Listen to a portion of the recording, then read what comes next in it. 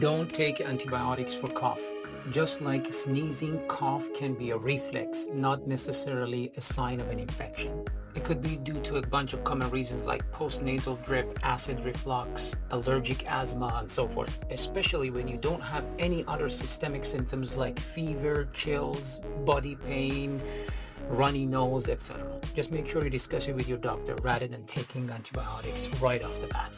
And don't force or try to justify your doctor to give you antibiotics if it's not indicated.